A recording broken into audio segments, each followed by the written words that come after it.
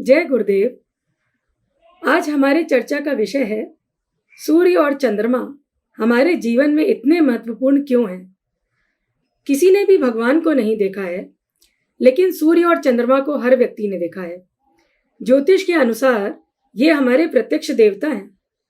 विज्ञान भी मानता है कि सूर्य के बिना जीवन की कल्पना नहीं की जा सकती और चंद्रमा के कारण ही हमें शीतलता मिलती है। तो चलिए पहले हम सूर्य और चंद्रमा को जानते हैं और फिर पेड़ पौधों और इंसान में इनके महत्व को पहचानेंगे। ज्योतिष शास्त्र के अनुसार सूर्य हमारी पृथ्वी पर ऊर्जा का सबसे बड़ा स्रोत है। नवग्रहों में सूर्य को राजा का दर्जा दिया गया है। वेदों में सूर्य को जगत की आत्मा कहा गया है और पिता का कारक माना गया है। गवर्नमेंट को भी हम सूर्य से ही देखते हैं। डिसिप्लिन और डेली रूटीन में तो इनको कोई हरा ही नहीं सकता। इस दुनिया के सारे रिसोर्सेज सूर्य के पास हैं। Self respect, status, fame, confidence, vision सब सूर्य ही तो हमें देते हैं। सूर्य से ही धरती पर जीवन संभव है और इसीलिए वैदिक काल से ही भारत में सूर्य की उपासना का चलन है। नवग्रहों में चंद्र को रानी का दर्जा दिया गया है।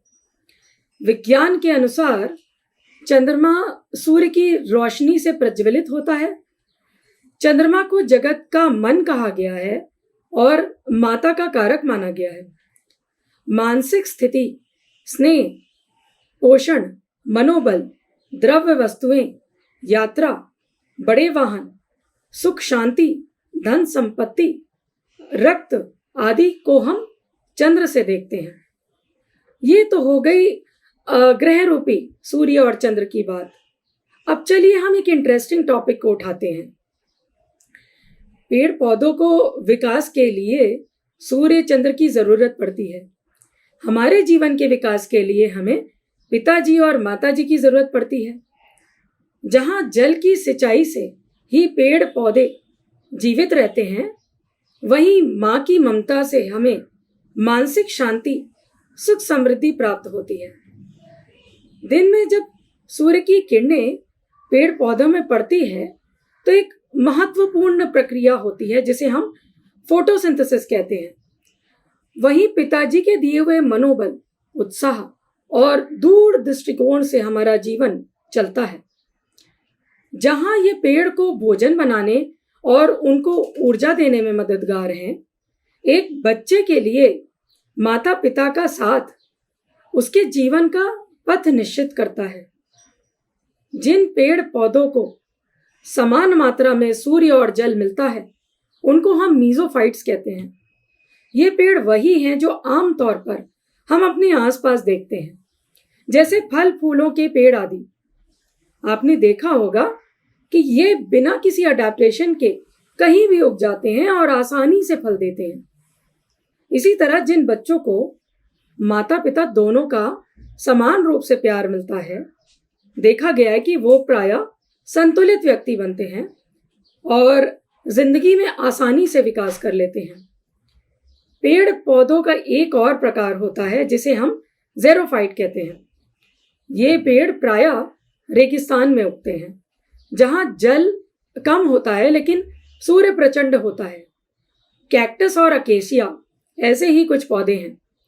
सूर्य चंद्र का संतुलन बिगड़ने के कारण इनको जल को कंजर्व करना पड़ता है और उसके लिए वो कुछ अडेप्टेशन करते हैं, जैसे कि वो बहुत सख्त होते हैं और उनमें कांटे होते हैं। उनकी जड़ें बहुत लंबी होती हैं ताकि उनको जहां से भी मिल पाए वो जल को ग्रहण कर लें। इसी तरह जिन बच्चों को माता का प्यार किसी कारणवश नहीं मिल पाता, देखा गया है कि वो प्रायः रिजिड हो जाते हैं। वो अक्सर अपने इमोशंस को दबाते हुए देखे जाते हैं। ये किसी के सामने अपने विचार रखने में कतराते हैं। कभी कभी ये लोगों के साथ एडजस्ट नहीं कर पाते। इनका करियर तो स्मूथ होता है लेकिन रिलेशनशिप इश्यूज हो सकते हैं। ऐसे बच्चे अगर माता पार्वती की आराधना करें तो उन्हें बहुत राहत मिलेगी। पेड़ पौधों का एक और प्रकार होता है जिसे हम हाइड्रोफाइट कहते हैं। ये पेड़ प्रायः जल के अंदर उगते हैं जहां सूर्य की रोशनी नहीं पहुंच पाती। वेलिस्नेरिया और हाइड्रेला ऐसे ही कुछ पौधे हैं। इन पेड़ों में जड़ें और टहनियां कमजोर होती हैं और इनमें स्टेबिलिटी भी कम होती है। इनकी पत्तियां पानी के बहाव के साथ बहती हैं और सूर्य की थोड़ी बहुत ऊर्जा जो इनको पहुंच पाती है उसी से वो फोटोसिंथेसिस करते हैं। इसी तरह जिन बच्चों को पिता का प्यार किसी कारणवश नहीं मिल पाता, देखा गया है कि वो प्रायः बहुत इमोशनल हो जाते हैं और उनमें स्थिरता का अभाव होता है। ये इजीली विक्टिम कॉन्शियसनेस में चले जाते हैं। लोगों के सामने वो अक्सर अपना सेल्फ कॉन्फिडेंस खो देते हैं। ये करियर में प्रॉब्लम फेस करते हैं लेकिन दूसरे की इमोशंस को बहुत अच्छे से समझते हैं।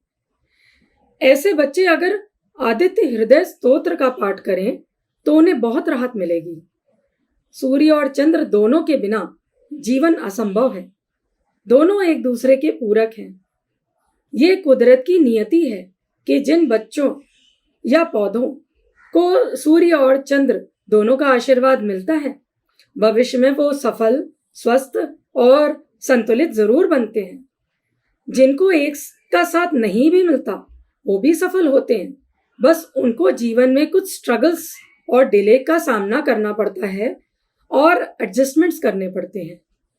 आशा है आप लोगों को ये कॉन्सेप्ट समझ में आ गया होगा। धन्यवाद।